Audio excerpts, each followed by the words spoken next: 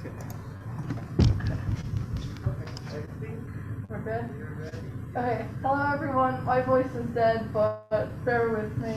This is Introduction to Reverse Engineering and Dynamic Analysis. I'm Keelan. I'm James. I'm Daniel. Okay, so what is reverse engineering? So, in general, reverse engineering is taking something apart and putting it back together again.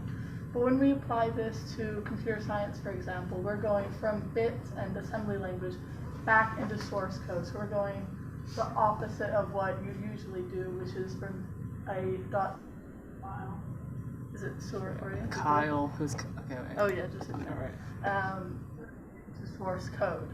So usually analyzing assembly and hypothesizing a suitable source code. So it's not going to be an exact science. It's kind of a little bit more creative, and you have to very much go line by line and kind of figure out what the assembly code is doing.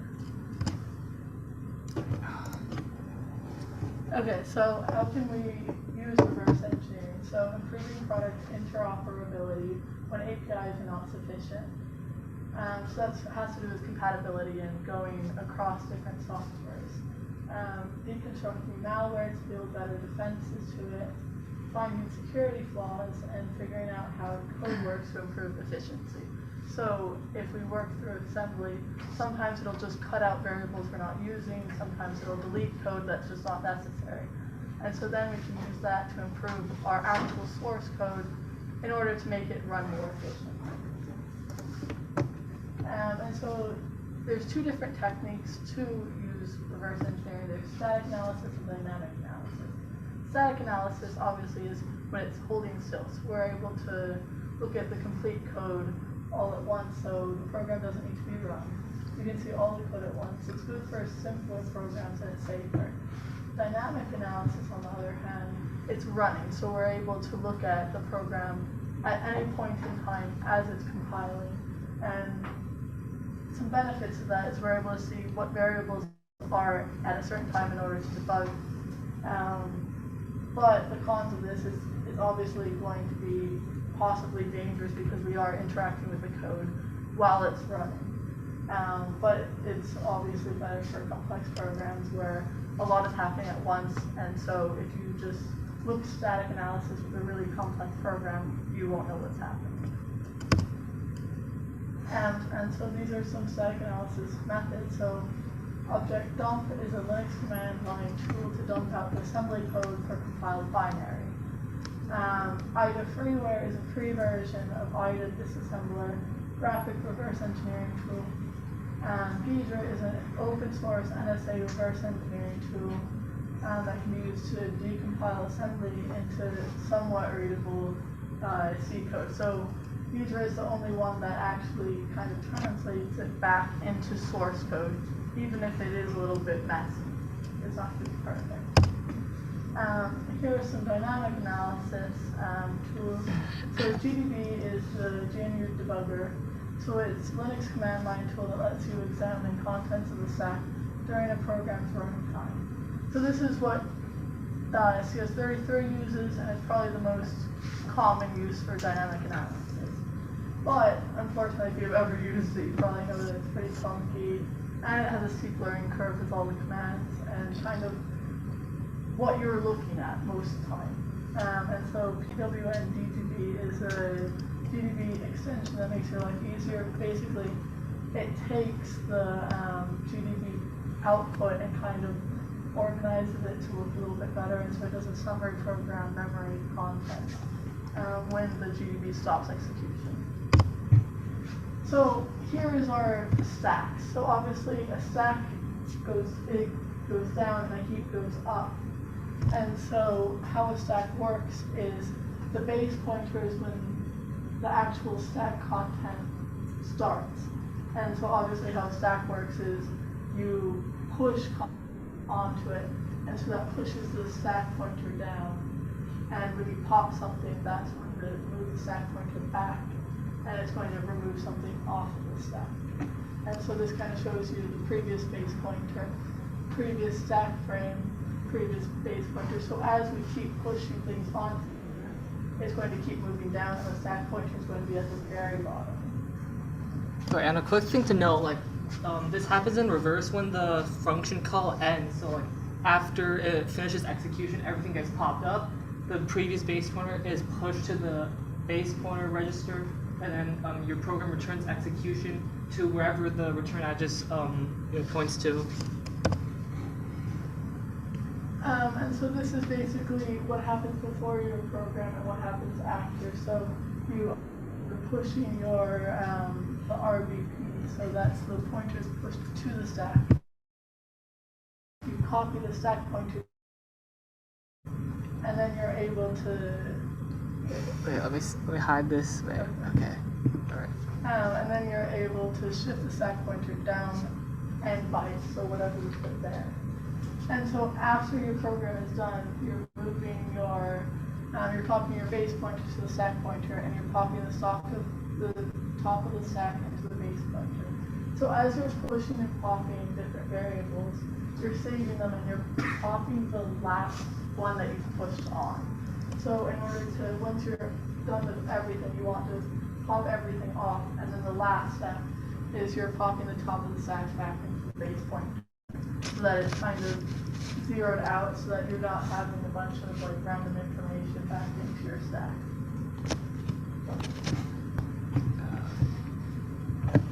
And this kind of shows the same thing. So basically, this is the caller sets this up, so you're not touching any of this. What you're doing is this is your temporary storage when you're putting things back onto the stack that's building down.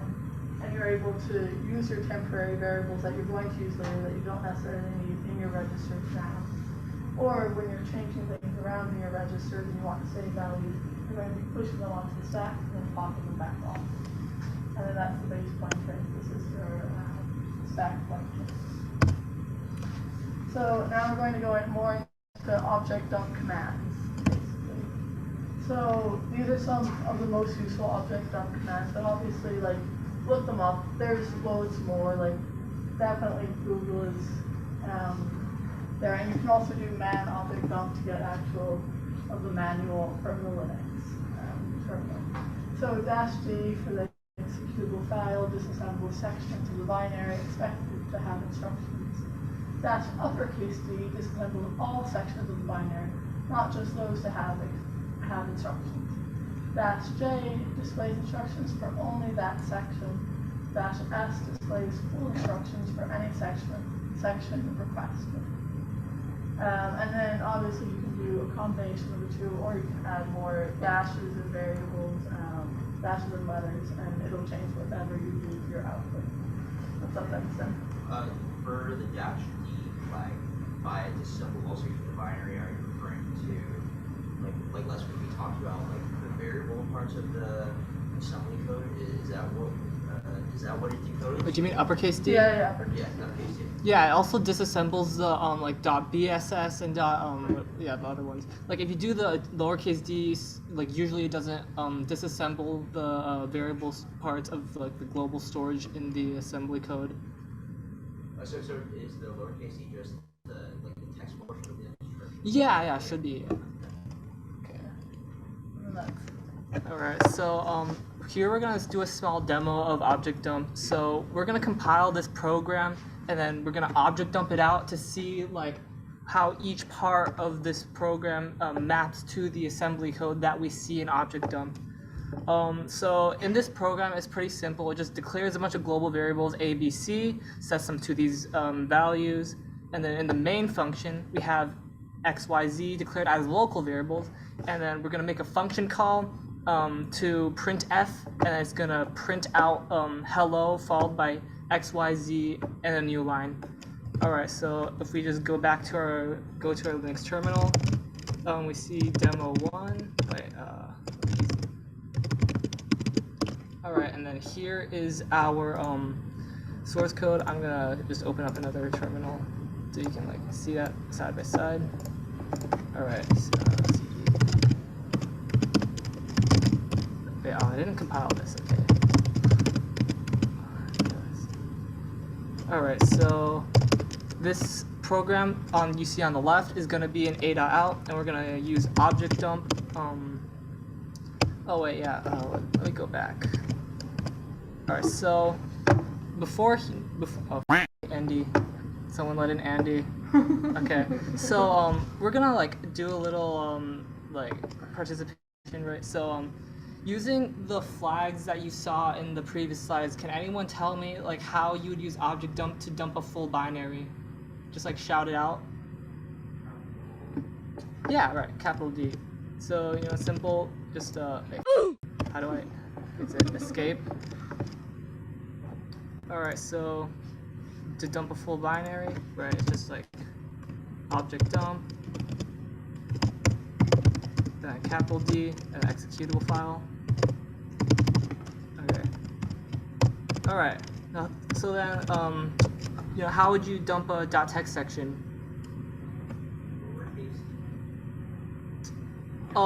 Yes, that does work. But like, what if you want to only dump the .text section? Like lowercase d does add some other parts, like maybe sometimes. Huh?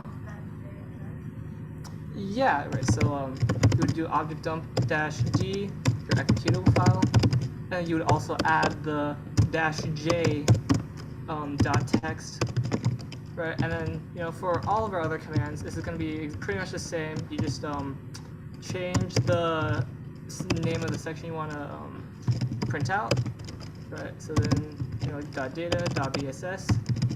All right. So easy peasy, right?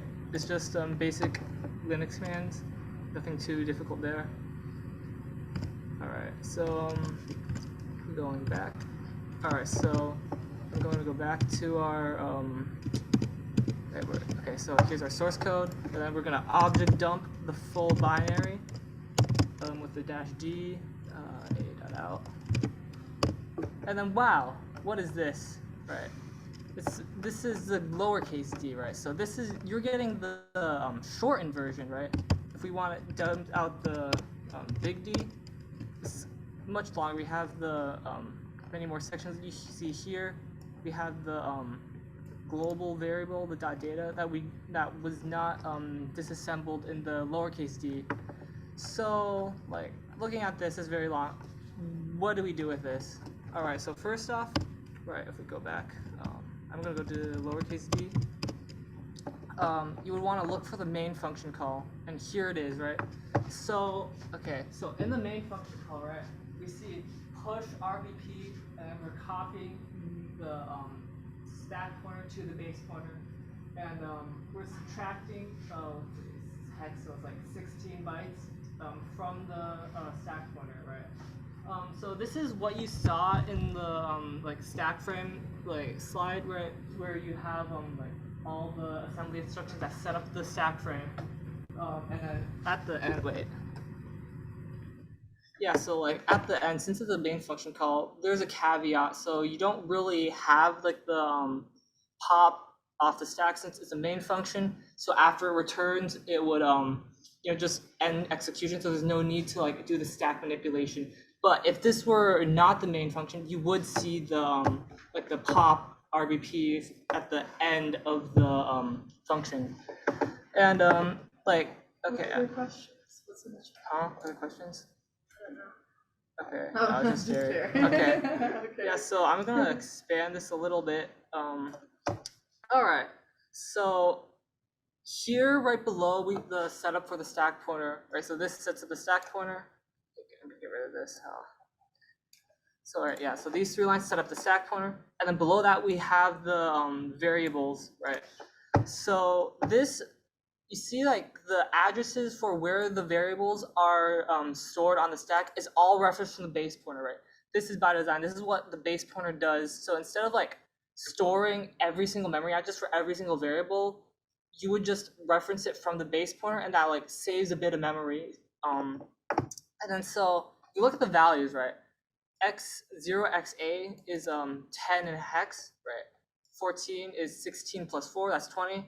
And 1 plus e, that's 30, right? So we see that like in the order that the C source code declares the variables, that's the order that's going to get pushed onto the stack. So since the stack grows downwards, right? So the more you push on, the lower the memory address gets. we see that the variables that were declared the latest in the source code actually has the lowest memory address. So that's something you need to know for, like, if you're gonna do the bomb lab later, if you're in 33, or if you're like want to do a buffer overflow attack, which you're gonna learn more about in next week. So that's just like a quick thing to know. All right, go back. So yeah, we have the full binary here. All right. So then this is a text dump. Go back. Now we're gonna look at the data. Okay. So let's dump out the data dash j dot data. Sorry. Oh wait, no, I just do capital D. Okay. Right. So capital D. So the dot data should store global variables, right? But where is A, B, and C? Right? We don't see any global variables being declared, right? We have like 0, 0 getting subtracted. What does that even mean? SLDT, if you actually look at what this command actually does, it's like detecting if you're running on a virtual machine. And then SBB and don't know what they do, but they clearly don't have any global variables, right? So like, what gives, right? What's happening? And your first thought might be like, okay, so there's global storage that's initialized before runtime, and there's global storage that's initialized after runtime. So it's like your data and your .bss. So let's check BSS. It might be there, and we see nothing. So what's going on here? And what happens is that if you look at the compilation process, there's a bunch of steps in between, and like the compiler is really smart, so it sees that A, B, and C has no effect on anything that happens during execution. So it just gets rid of it, right? It's not in the assembly code at all. It's just gone. So like the reason I'm focusing on this is to show you that not everything that you see in the assembly code is going to line up directly with the source code. There's many steps that goes in between, like you writing your source code and you compiling it. So it's not really a one-to-one comparison all the time. Okay. And then next, so we have BSS. Okay, now we're gonna talk about IDA. So here's the link to download IDA freeware. It's a GUI tool, so if you find object dump and GDB really hard to use, you should try out IDA. So it can analyze binaries like you've seen. It has many different features, and you can have many different views of not decompiled, disassembled code. And there's also this thing it can do. It's called editing. It's called patching binaries. So you can control the flow of a binary file by directly editing the hex values that it stores. And the reason you want to do this is that it's really helpful for more complicated programs. You want to see what each part of the code actually does. And sometimes analyzing it directly, by hand is just too hard. So you just want to run it and then see it, how that interacts with all the other parts of the code in the control structure. All right, so this is just basic tutorial. When you download IDA, you just want to click New, select the file you want to disassemble, and then just click OK. You can configure it if you're more advanced at using the tool, but for most purposes, the defaults are going to work just fine. All right, so I'm going to demo. Okay, so let me leave. Okay, I'm going to open IDA. And then I'm going to compile all the binaries. All right, so GCC.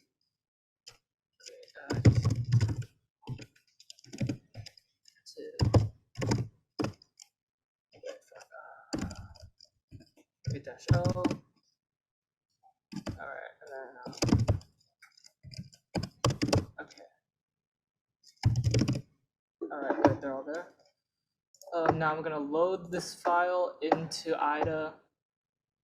So if I'm just gonna select it, right, and then select all files. Here we go. Wait, is this the right? Yeah, is this the right file? Okay, yeah, this is the right file. Okay, so just select the defaults, and then now we see. Yep. Okay, so now we see that. So I'm just gonna give you a comparison, with the. Wait, what the heck's wrong with the terminal?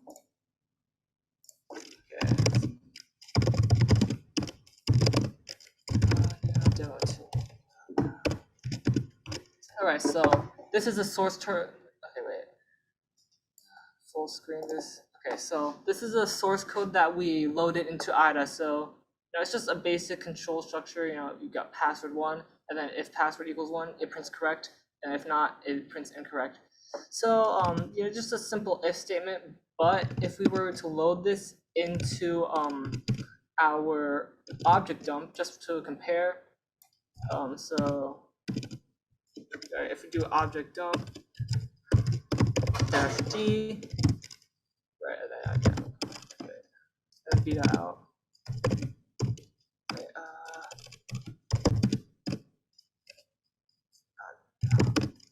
and then we see it's like pretty complicated. Like we have to scroll all the way there, and then once we find it, it's like, oh, where's main? Can't even see it, right? So instead of doing this, right, we can load it into IDA, and then here we see the entire source code and it's organized in a tree structure.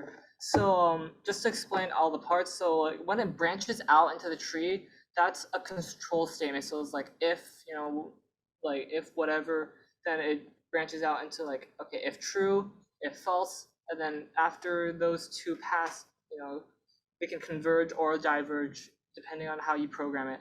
So if you just use this, yeah, it's really useful. Like you can, instead of having to scroll through like loads and loads of assembly, its true value really you can really see it in more complex programs. So it would be like much bigger trees. So instead of having to analyze many different functions, you could like do this, right? And then instead of like having to follow down each path and go like, oh wait, did I consider this yet? You can just go like this, and you can see, okay, if true, if false, it does this, prints password correct, password incorrect, whatever. Yeah, so the slides has more information on exactly like how to use this tool, but I'm just gonna quickly go through it so we don't like spend too much time. So yeah, this is our first view, so it's a tree view of it. And the next thing, it's like a hex editor, right? It just like dumps the entire binary into hex values. Yeah, if we want to like get more fancy with this, we can go into like seeing how to patch the binaries, right? So if we see this control structure, like it should print out password correct all the time, right? So like sometimes programs just have things hard coded into them, and like trying to direct the flow, like maybe there's like you have Windows and you have to like enter a specific code to see how to like get higher level privileges. Instead of doing that, right, you can just load it into IDA and change the control structure so you always like get the opposite path from what it currently is. So like if we run this program right now, right, right, so just /v.out, and it prints out password correct, and it prints that out every time. There's no way to change that. And so like, what if you wanna change it, right?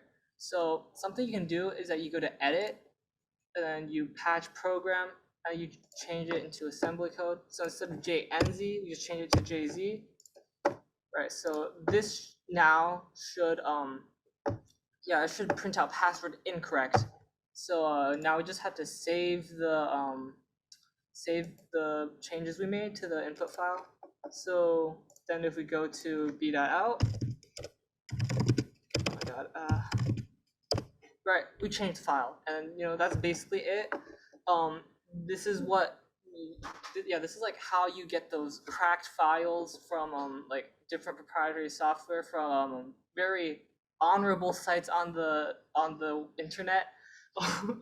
Yeah, but you can do a lot with this, and it's good to just explore and see like how this these different things work, just to get a better knowledge of it.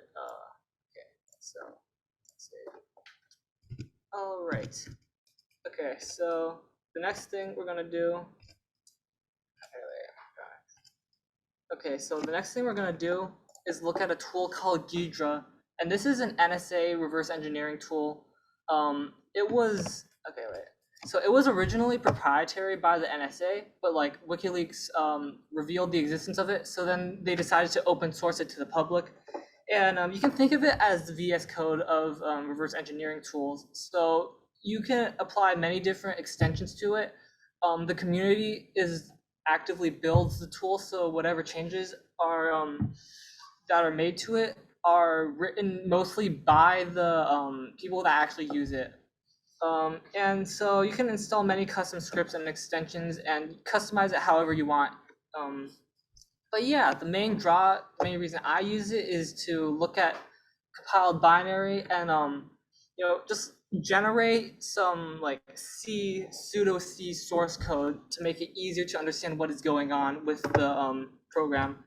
So again, just basic steps how to use the tool, right? And then after you like load the binary into GUIDRA, this is what you're gonna see. So on the left, right, you have sections. It's gonna be the .text, right? And if you click on that, the middle view, the assembly part, will just jump to that section.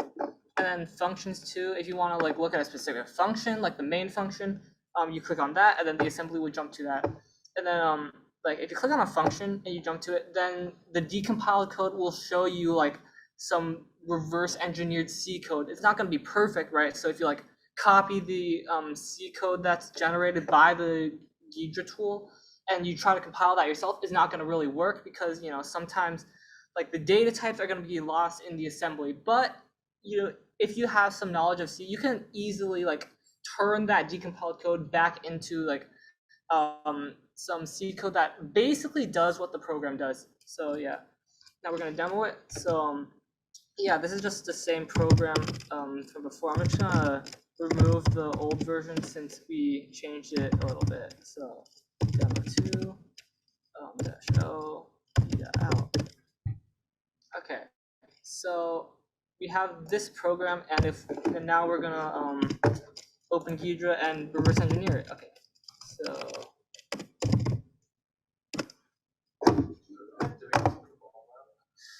I've been told to not recommend that because Ryman will be. Yeah.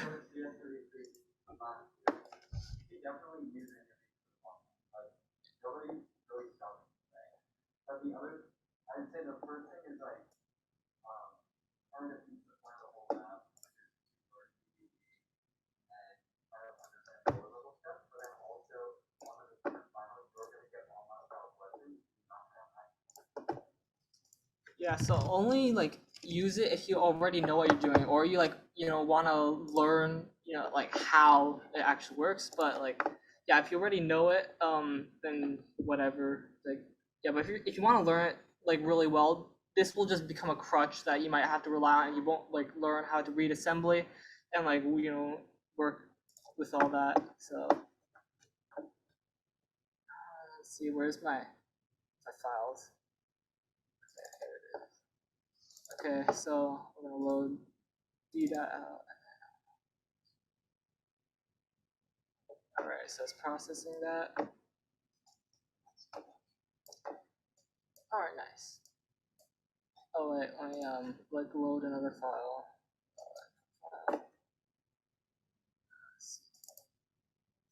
Okay.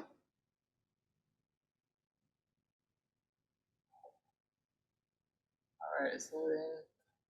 And then I'm just gonna like load the other one too, just so we can save a little bit of time. D.out. All right, so let's open up our GUIDRA, and then it's gonna decompile this and analyze everything, and then yeah.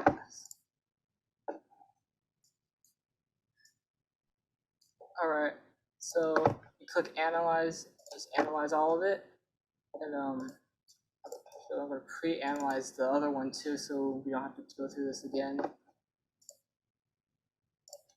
All right, so going back to this one.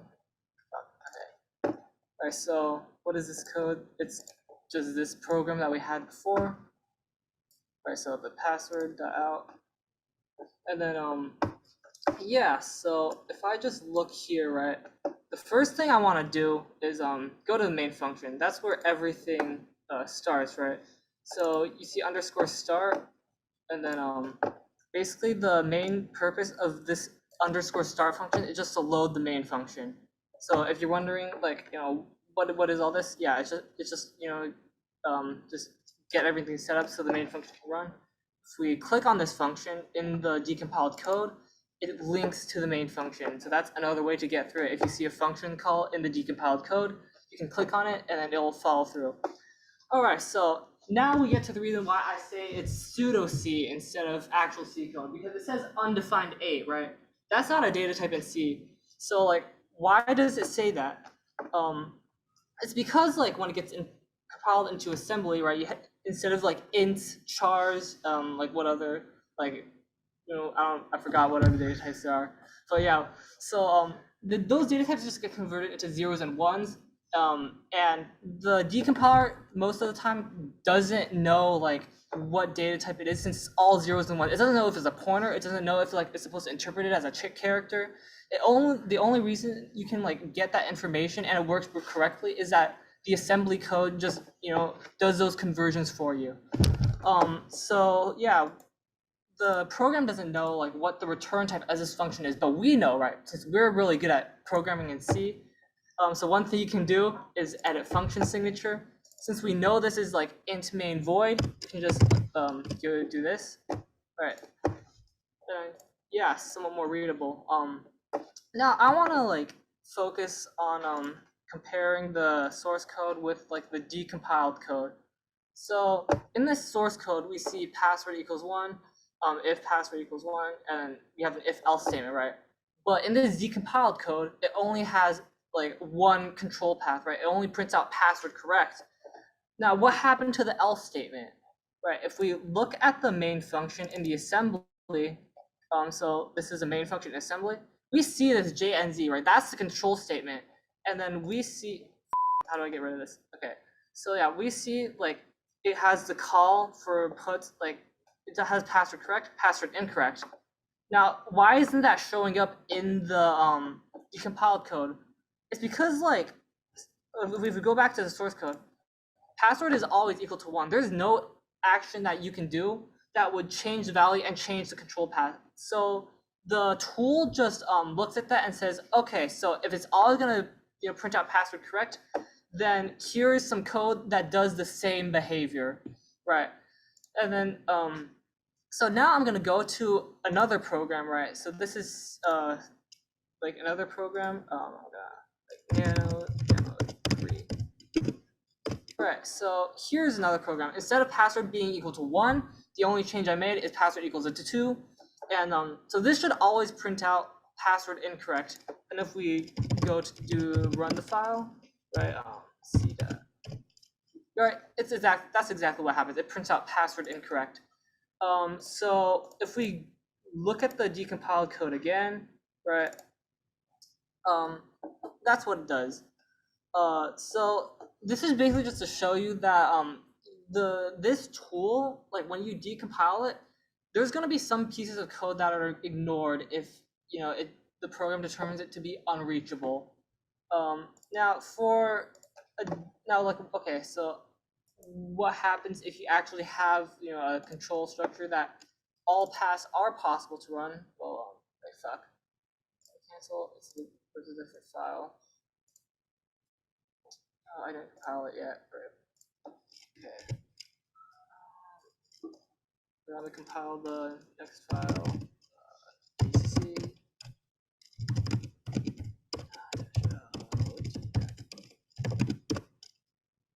All right. So. All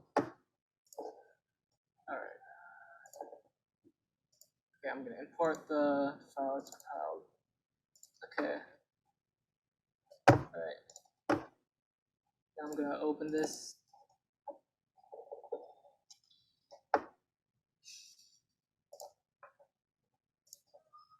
All right, so I'm gonna display the source code.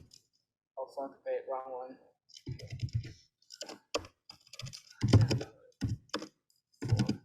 Okay, so here we have the source code that I just loaded into GUIDRA.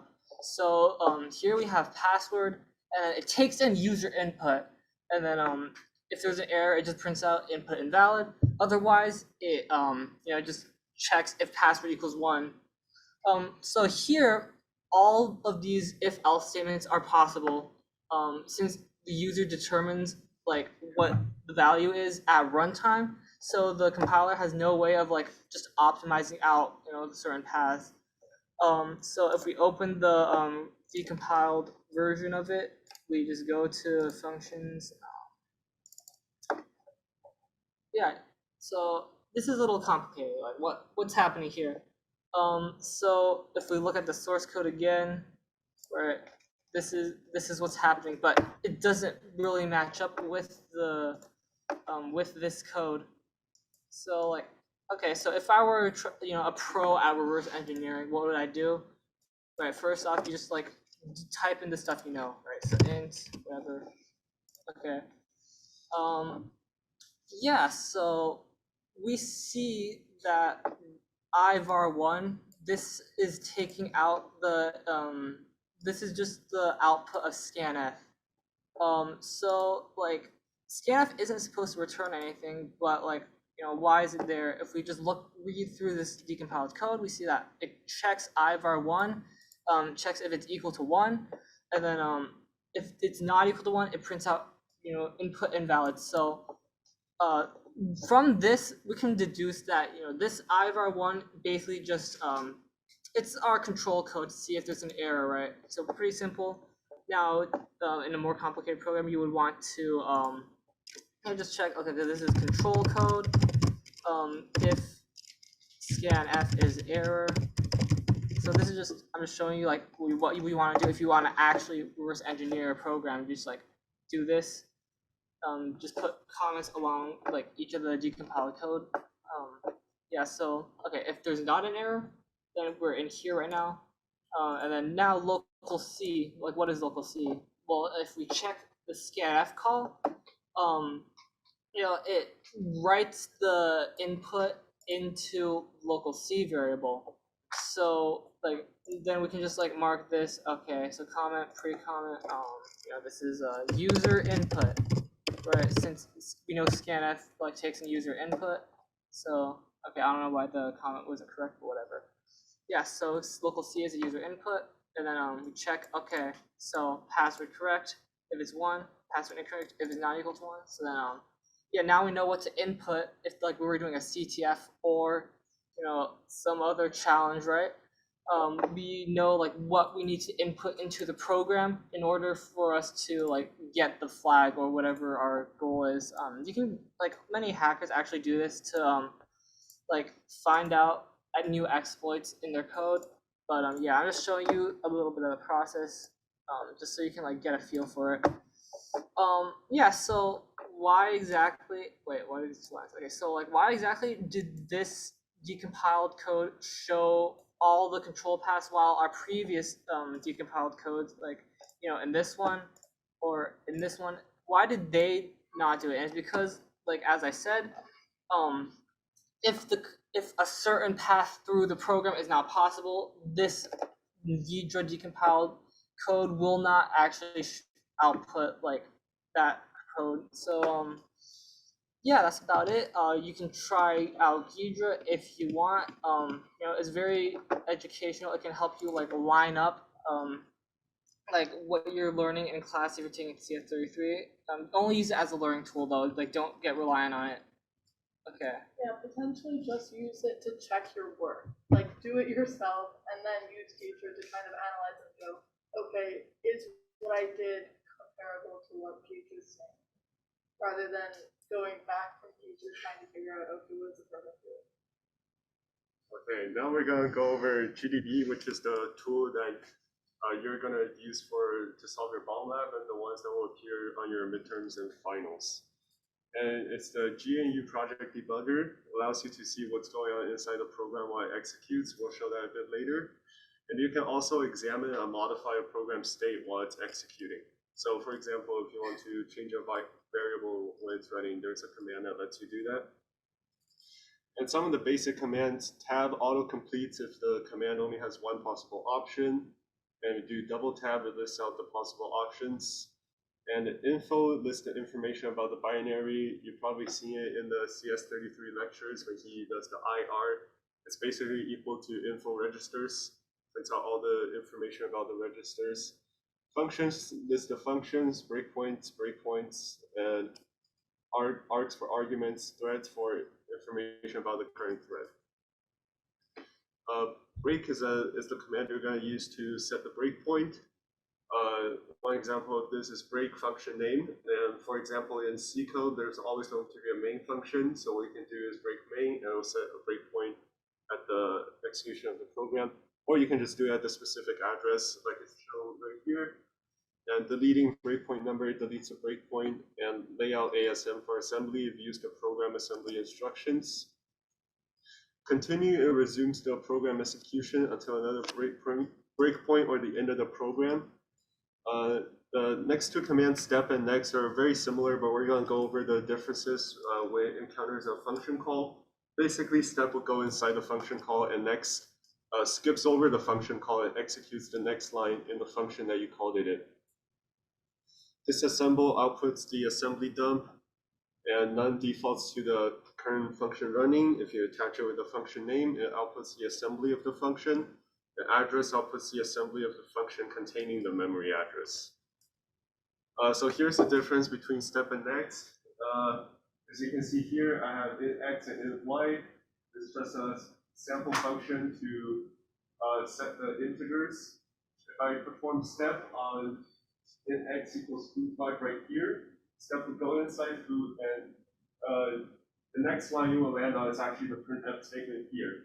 So if you just do next on int x, it will just skip to int y. Since the next is called inside main, it will just skip the function call entirely and execute that on its own and go to the next line in the function it was called in. Another useful command is the gdbx command.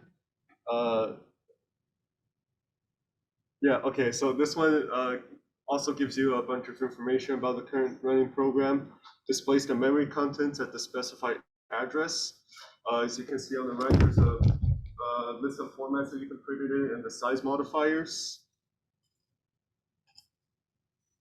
So here you have a array at the top there, and you can see if you use X to print out the array, for example here, you specify it with C, which corresponds to char, and it's going to print out 0. And if you do 5C, it's going to print out 5 chars, 0, 1, 2, 0, 1, 2, 0, 1, 2, 3, 4. And as you can see here, if you do S, it will just print out the whole string. And BX prints it out in hex. Oh, this is the basic breakpoint demo.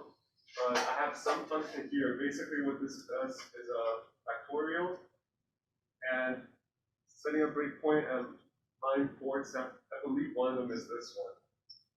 Yeah, right here. That's breakpoint 7. So basically, I put break 7. I'll put the breakpoint on line 7. And as you can see, when I type continue, because this while loop is hardwired to run 5 times, it's going to hit breakpoint as a result. So you're going to encounter this breakpoint 5 times because it will run until the next breakpoint is hit. And modifying memory contents, there's I listed 2 commands here. One of them is straight setting the variable. For example, the first one would change the variable I to a value of 10, or you can update an arbitrary location by address, like this one here. It would set an int at this address equal to 4. And in the previous example here, let's say at this breakpoint right here, when x equals 2, I did set variable x equals 10. This will actually change how many times the while loop runs, because you're starting x over at 10, and it would check the conditional again to see, okay, x is 10 now. We're going to multiply result again and again.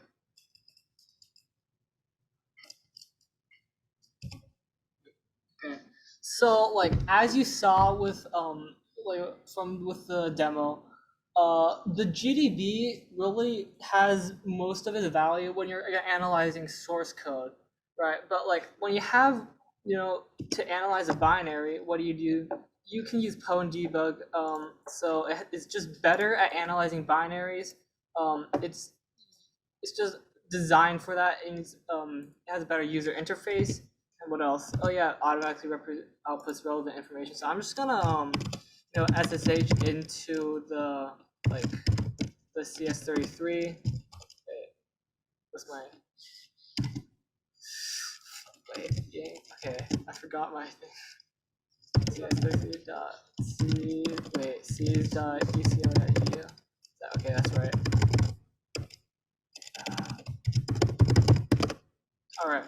So, or was it? It was a.out. So okay, if I have like a.out, it's just a binary. I don't know what it. Oh yeah, it prints out like whatever you put in, right? So if we want to analyze this like Reinman does with GDB, like what he does, you gotta like do object dump, and then you do like -d a.out, and you like find the specific memory address you want to do. So like if you want to do this, we go like int main whatever, and you run GDB /a.out, right? That loads up, and you like do break or whatever. Actually, wait, you do like info functions, then you like do like break main, whatever. And you run this, right? So yeah, if we want to like see we do layout ASM if we want to see like what is assembly instruction we're in, right?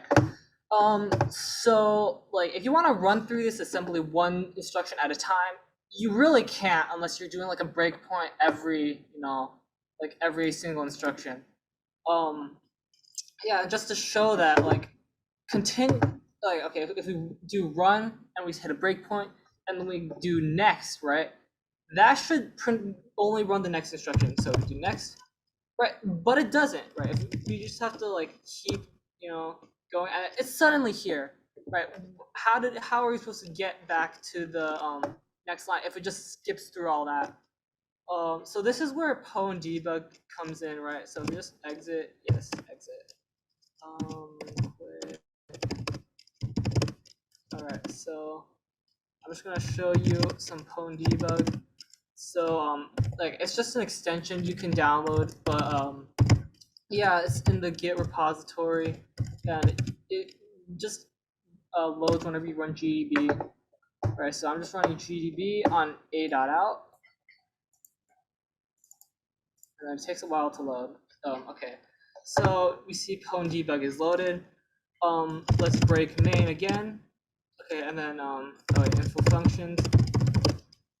Right, okay, yeah, this is right. So now we run the program, and then we see like all of the information we need is there. We have our registers here, right? We see all of the registers without having to do like the /x, and then go through each one of these registers one by one. We see our disassembly. We just scroll through in order to see everything. We don't have to like do these weird commands that change the layout on everything. Yeah, and then we see the stack contents too, which is really nice if you're trying to like do stack smashing. I think that's what you're supposed to do in the bomb lab, but I'm not sure. Yeah, but like we have all that information, right? Now this is all possible in GDB though. Like so the reason why I recommend PyDebug so strongly is not because of this, because you can get all this information with GDB, like like even though it's slightly more painstaking, it's like it's doable. But the main draw is that if you like, okay, so if you like want to run through this one by one, right?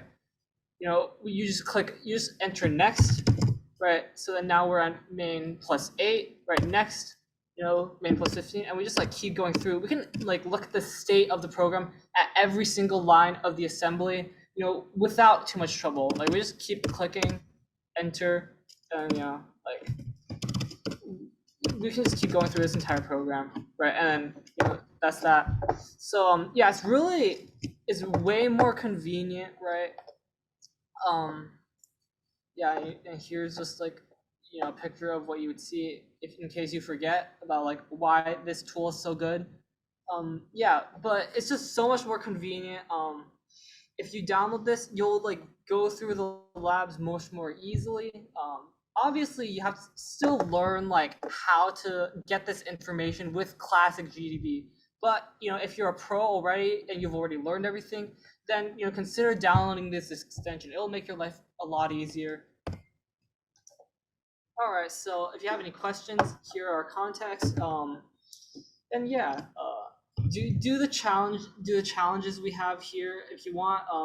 The mini bomb one was made specifically to be an intro to the bomb lab. So if you're in CS33, try that out. Try out our other challenges as well if you want to learn other topics about cybersecurity. Yeah, but that's that. Thanks for coming. Does anyone have any questions now? All right. Thank you guys for coming.